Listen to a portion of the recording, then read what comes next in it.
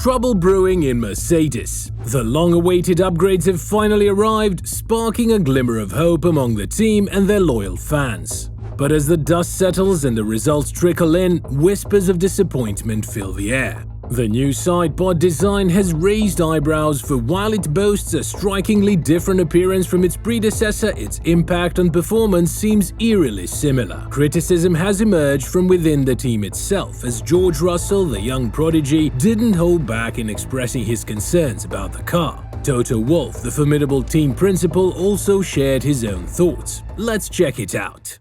The highly anticipated and prestigious Monaco Grand Prix finally arrived, providing Mercedes with an opportunity to unveil their long-awaited upgrades. Initially intended for Imola, the unveiling had been delayed due to unforeseen floods. Mercedes had hoped that this delayed debut would mark a fresh start for the team, but the results fell somewhat short of their expectations. During the Monaco GP weekend, a fortuitous opportunity presented itself as Ted Kravitz, the renowned commentator, obtained an unobstructed view of both the Mercedes and Red Bull floors. Utterly impressed, he exclaimed, "It's no wonder this Red Bull RB19 is outshining its prehistoric rivals." The circumstances leading to this revelation were rather peculiar. Lewis Hamilton, a formidable force in Formula 1, found himself colliding with a barrier at Mirabeau during the final practice session. Coincidentally, Sergio Perez, who had previously triumphed in the RB19, also met an unfortunate fate as he lost control at Saint-Devoux during the opening qualifying segment. As is customary in the confines of Monaco, cranes were summoned to hoist the stricken cars into the air.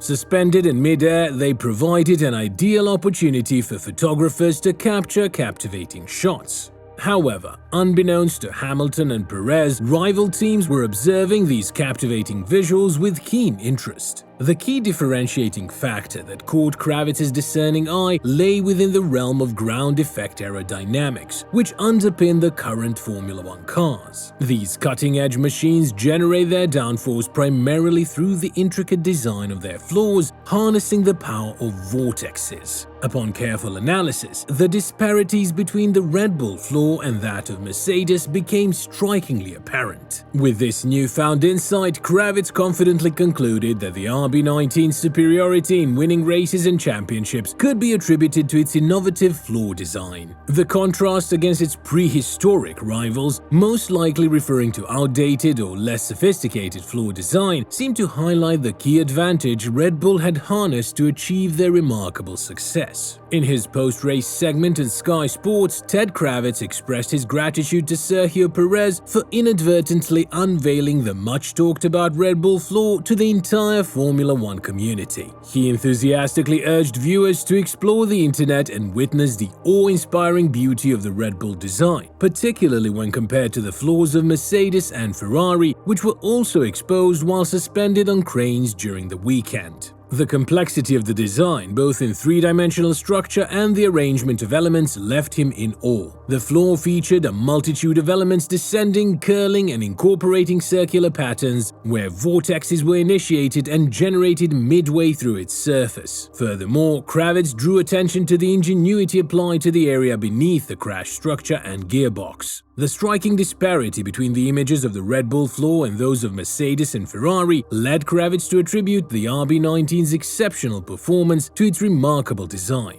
He acknowledged that rival teams might resent the exposure of such a game-changing aerodynamic feature, but humorously deflected blame onto Sergio Perez for inadvertently allowing these pictures to be seen. However, Dave Robson, the head of vehicle performance at Williams, cautioned against assuming that merely seeing the design would enable other teams to replicate it. He explained that the complexity of the Red Bull floor made it challenging to decipher its intricacies from two-dimensional photographs due to the curved surfaces and lighting effects. Robson suggested that the Red Bull team's approach might simply be a result of coincidence driven by the pursuit of optimal downforce, making it exceedingly difficult to emulate. Tom McCullough, the performance director at Aston Martin, expressed his keen interest in examining the wear patterns on the plank of the RB19's floor, as it could provide valuable insights into the car's characteristics. While acknowledging the plethora of captivating photos taken during the lifting of the cars, McCullough humorously hoped to avoid his team's car being subjected to the same scrutiny. He emphasized that aerodynamicists glean significant knowledge from even the wear patterns on the plank and the contact areas. But let's move on to the performance of the Mercedes after the race. George Russell firmly asserts that the new sidepods introduced by Mercedes for the Monaco Grand Prix failed to provide a performance boost. However, he sheds light on where the real magic lies within the car's updates. In their quest for improvement, Mercedes debuted substantial upgrades in Monte Carlo, notably adopting a sidepod design reminiscent of Red Bull's successful philosophy. Russell and his teammate Lewis Hamilton hope that the Monaco race marks the beginning of a new chapter, allowing the rejuvenated W14 to challenge the dominance of Max Verstappen and Sergio Perez. Russell expressed confidence in Mercedes' upgrades, stating that everything is functioning as anticipated with no notable concerns. The team brought a comprehensive aero package and introduced new suspension components, all of which are performing as expected. Russell sees no reason why the car won't deliver the desired performance in Barcelona, potentially enabling them to make a modest leap forward. However, he acknowledges that other teams, such as Aston Martin, have also introduced upgrades, leading to progress across the entire field.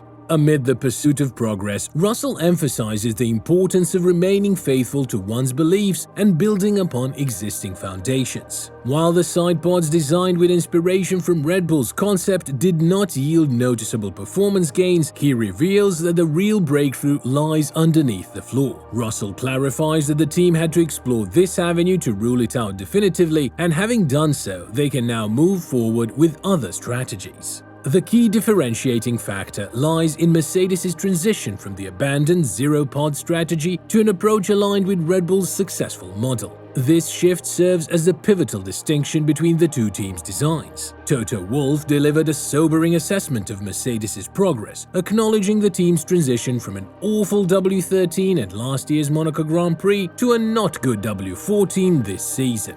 At the Monaco Grand Prix, Mercedes unveiled their new W14 featuring bulkier sidepods and several other updates, including a revised front suspension, cooling system, and floor. While the car performed as expected and didn't turn out to be the elusive silver bullet Wolff had previously mentioned, it didn't enable Mercedes to challenge for pole position or claim victory in the race.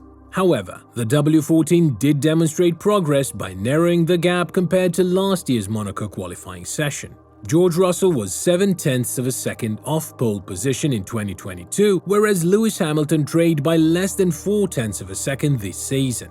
Hamilton went on to finish the race in 4th place, with Russell securing 5th place. Their performances helped Mercedes reduce the deficit to Aston Martin to a mere single point in the Constructors' Championship standings. Wolff's assessment reflects a realistic view of Mercedes' current standing, acknowledging the room for improvement while acknowledging the progress made compared to the previous year. Toto Wolff also expressed the difficulty of assessing Mercedes' performance in Monaco. Historically, Monaco has not been a strong circuit for Mercedes. While the drivers described the car as not good, Wolff found encouragement in the improvement in their assessment. However, he remained cautious and emphasized the need to gather more data and establish a new baseline as they head to Barcelona. He didn't expect Mercedes to surpass Aston Martin and Ferrari there either, but focused on understanding the behavior of the new car and determining the optimal setup.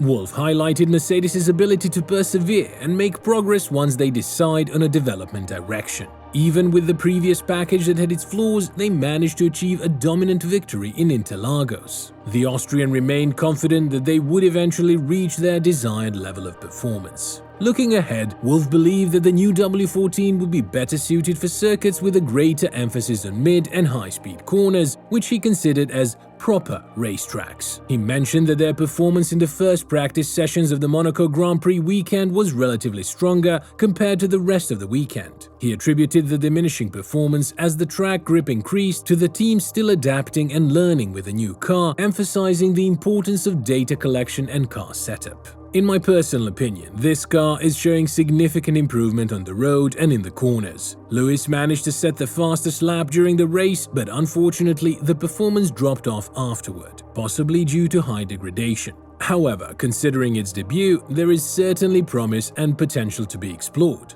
The true test for the car will come in the upcoming Spanish Grand Prix, where we will truly gauge its capabilities.